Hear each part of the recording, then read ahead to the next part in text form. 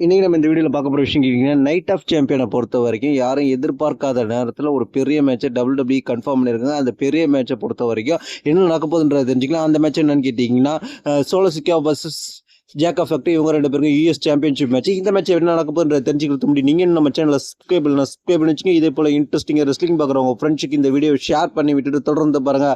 First solo சிக்கா versus jack effect இவங்க 2 பேருக்கும் ஒரு பெரிய மேட்ச். ஃபர்ஸ்ட்டு வந்து சோலோ சிக்கா எப்படிப்பட்டவர்னு கேட்டிங்கன்னா, ரோமன் ரெயின்ஸ் ட்ரைபல் சீஃப்ல இருந்தப்ப அவருக்கு என்ஃபோர்ஸராக வந்தார், அவருக்கு உதவியாக வந்தார், ஒரு டாமினேட் ரெஸ்லராக இருந்தார். அவரை யாருமே ஜெயிக்க முடியாத மாதிரி இருந்துச்சு.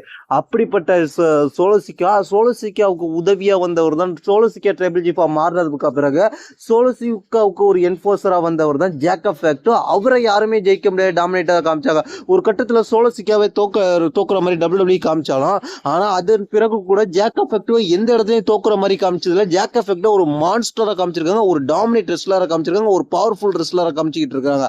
அப்படிப்பட்ட ஜாக் எஃபெக்ட்டுக்கும் அவருக்கு லீடரான சோலோ சிக்காவுக்கு நடக்குது. லீடர் கூட சொல்ல முடியாது, ஒன் ஆஃப் த பிரதர்னு கூட சொல்லலாம். இவங்களாம் ஒரே ஃபேமிலி தான்.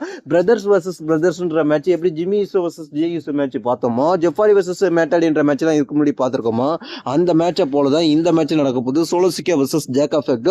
ஆனால் இந்த மேட்சை பொறுத்த வரைக்கும் அந்த பிரதர் வர்சஸ் பிரதர் என்ற ஸ்டோரி லைனை அதிகப்படுத்தாமல், ஆனால் ஒரு ஷாக்கிங்காக என்ன நடக்குதுன்னு கேட்டிங்கன்னா, சோலோ சிக்காவுக்கும் ஜாக் எஃபெக்ட்டுக்கும் மேட்ச்சில் வந்து இந்த மேட்சை பொறுத்த வரைக்கும் ஜேடி வர போகிறாரு. ஜேடி வந்து சோலோ சிக்காவுக்கு சப்போர்ட்டர் ஜேடி மேத்யூ இருக்க போறாரு. அது மட்டும் இல்லாம இதுக்கு முன்னாடி வந்து வெளில போய் இருக்கிற 2 ஒரு டாக்ஸி மெம்பர்ஸ், அதாவது யாருன்னு கேட்டீங்கன்னா டேமாலோங்க, இவங்க யாருக்கு சப்போர்ட் பண்ணி வர போறாங்கிறது இல்லை.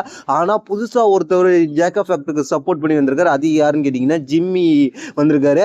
அது மட்டும் இல்லாம இப்போ வந்து ஃபேஸா காமிக்கிறாங்க ஜாக் எஃபெக்ட். அது மட்டும் இல்லாம ஜாக் எஃபெக்ட் ஒரு மான்ஸ்டர், அது மட்டும் இல்லாம ஃபேஸாவும் மாறி இருக்கிறதுனால இந்த மேட்ச் வந்து ஒரு கொஞ்சம் இன்ட்ரெஸ்டான மேட்சா இருக்க போகுது.